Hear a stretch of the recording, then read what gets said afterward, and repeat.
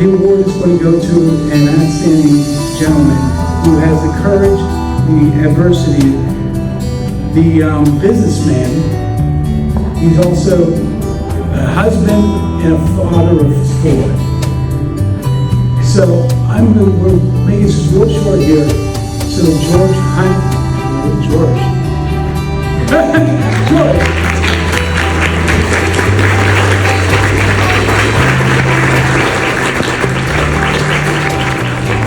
When he comes up here, he's going to tell the rest of the story, and it's going to be very interesting.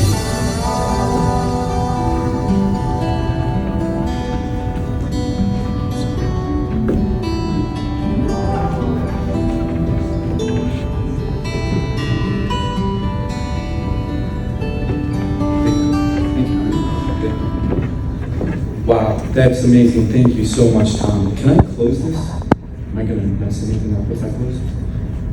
No? Okay, I'm going to put this down, sorry.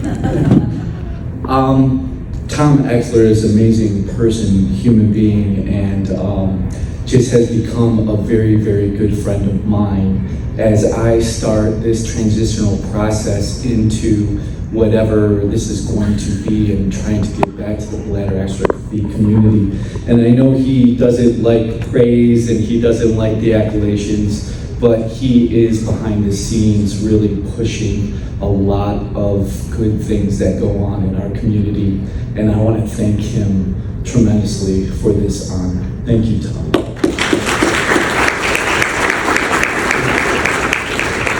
I also would like to thank Pam and the ABC community for developing a platform to celebrate the spirit of this award.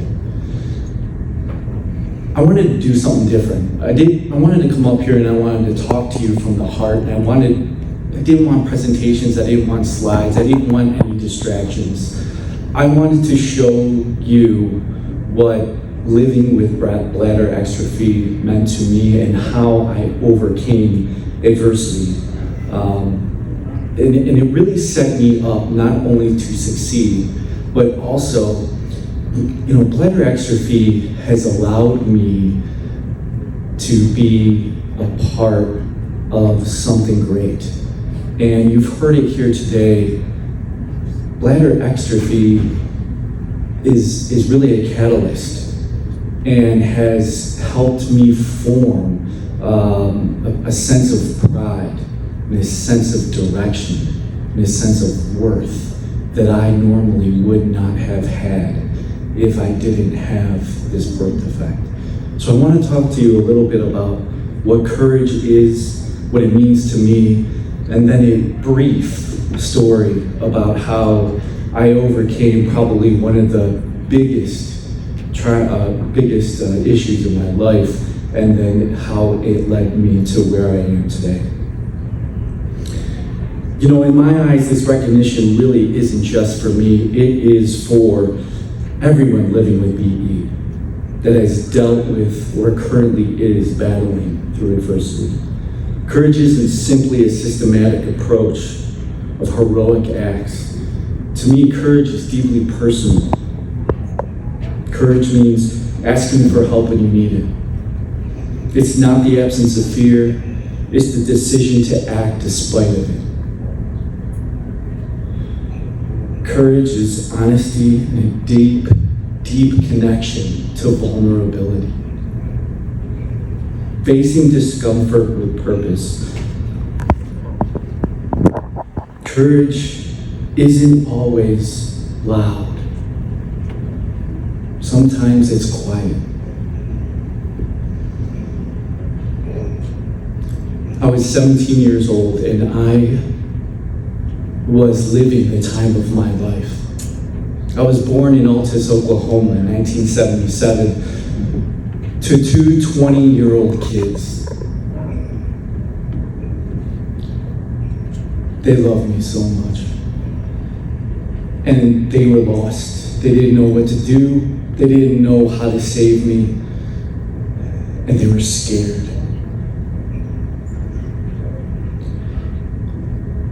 The best thing that the doctors could do for me at that point in time was actually just to get me to the next day, the next week, the next month. I was given my last rites 3 times in 1 week. The doctor said I wouldn't make it, I wouldn't walk, I wouldn't crawl, I wouldn't talk, I wouldn't thrive, and then my father finally stopped listening to the doctors. By the grace of God, we found the Cleveland Clinic, and Dr. Robert K. was my savior. Like many of you, your doctors have an intimate voice. They're part of your family, and you trust them and love them with all your heart. That was similar to me. Whatever Dr. K said, I did, and I was grateful for him. I wore a diaper until I was 12 years old. And I wanted to play sports, and I knew I wanted to be a father. And I shared that with my doctor. And he told me, Georgie, you're gonna be a father one day, and you're gonna play sports, and you're gonna have a family, and you're going to do great things in this world. I can't wait for it. He did a diversion. My ureters were connected to my bowel, so that made everything went out my backside. That means everything. It was good because it allowed me to do what I wanted to do as a kid, and it allowed me to thrive, but at times there were blowouts. And at this time, when I entered the hospital and I talked to my doctor for the very last surgery, he said, we needed to do another surgery. One last surgery, Georgie.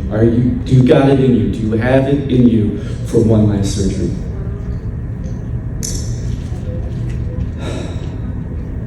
I didn't. Everything was going well.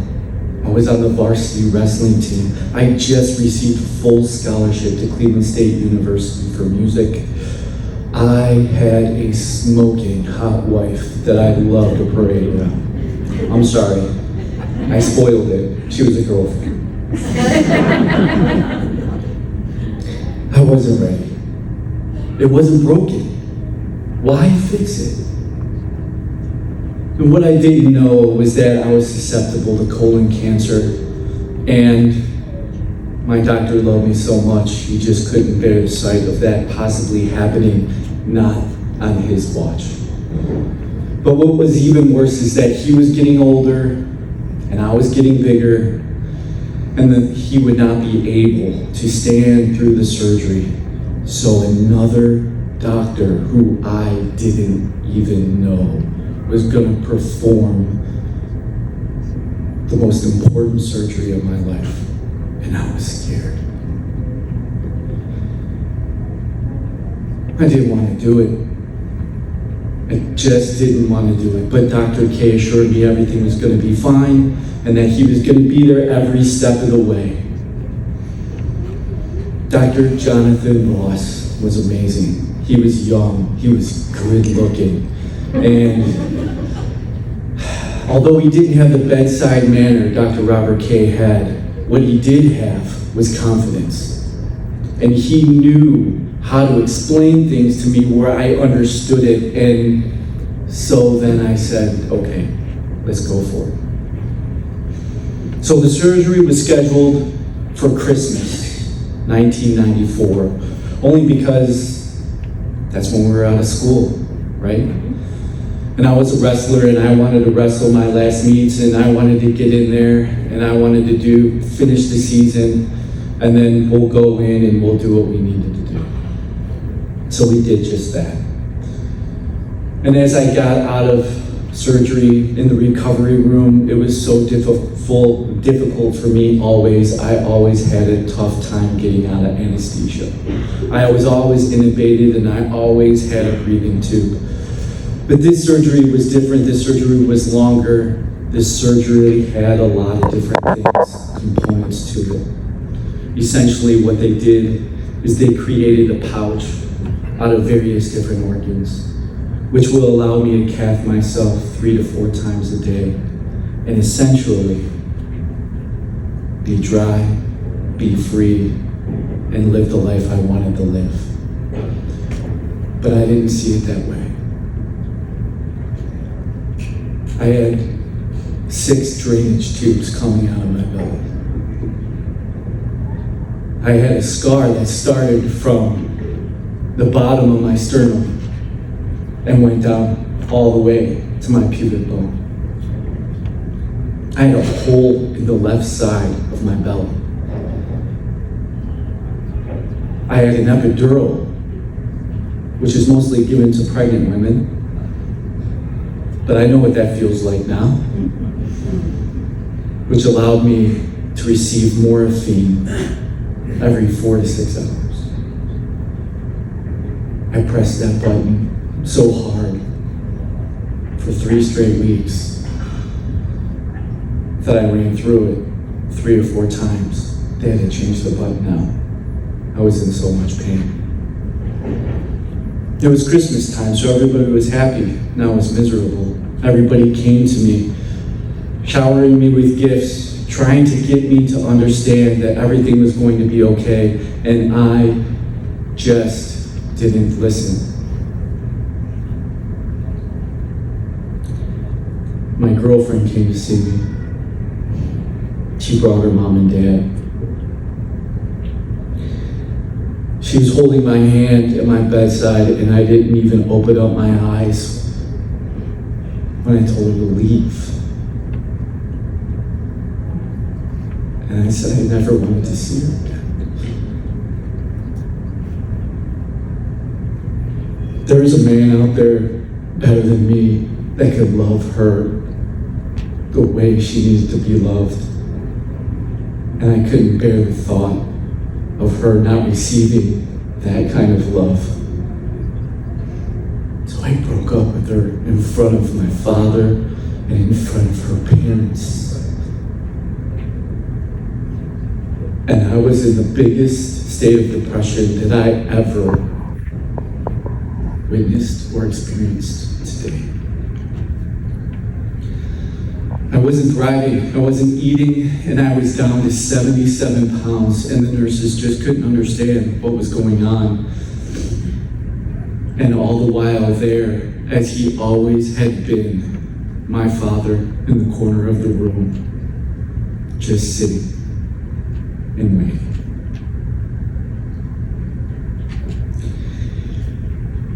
That morning, when he came to me, I remember the elevator bell ringing and the doors opening and him coming into my room. He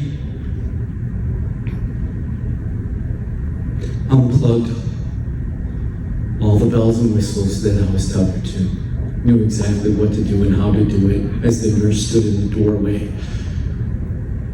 knowing what was happening, but there for assistance just in case he needed it. He picked up his 77-pound son and he put him in a wheelchair and he didn't say a word. And I was so mad at him.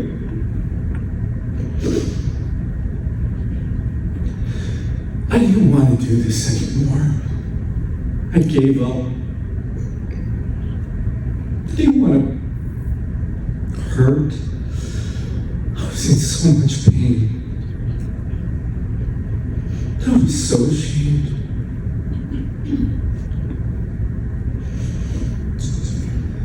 My father wheeled me down to the bathroom where it was bigger there, had a bigger stall, had a big mirror, wheelchair accessibility.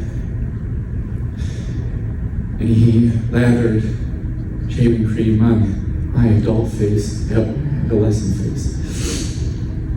And he positioned my head so that I can see his face in the mirror. And with one stroke of the razor, began to shave my left side of my face. And then I saw him begin to cry.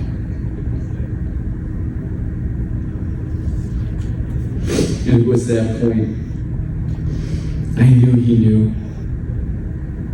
And he said to me, we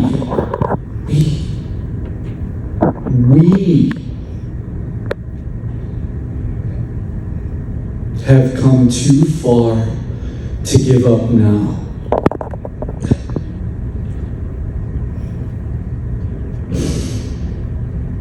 To come to my own self-pity. Sorry for myself. I finally recognized that this fight wasn't fought alone. I gave up, but my father never did.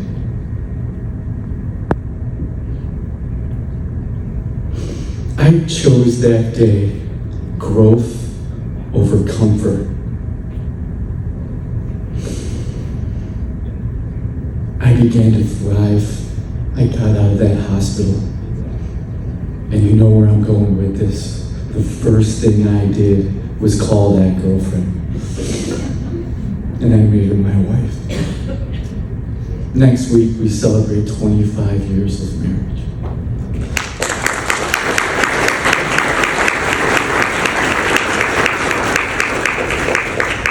I have 4 beautiful children that are our world. I've had many, many, many successes.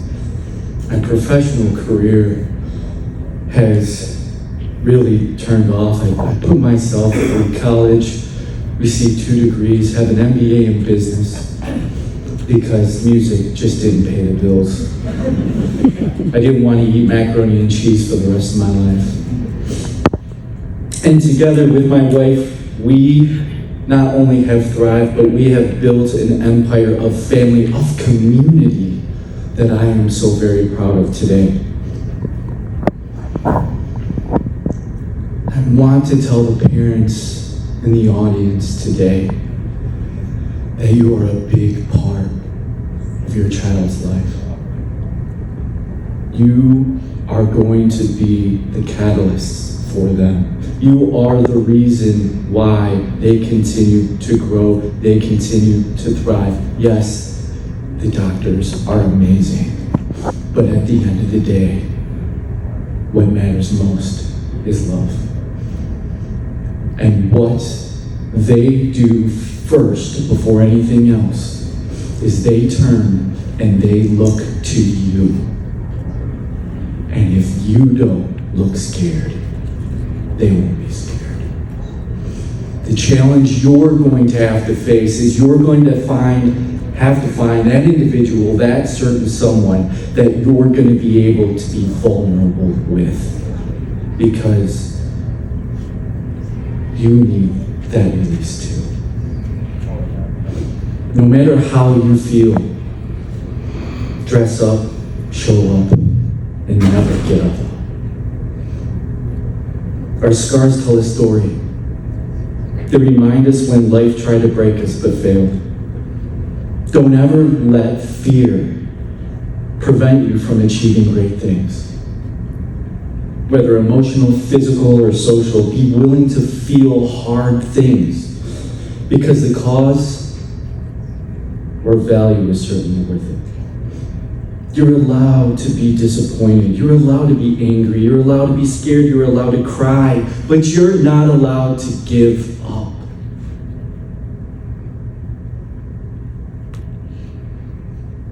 And with that, our journey just begins. I want to thank the ABC community. I want to thank Pam. I want to thank Tom. And I want to thank all of you. I look forward to working with you, listening to you, and being your friend. God bless you, and thank you again for this tremendous opportunity.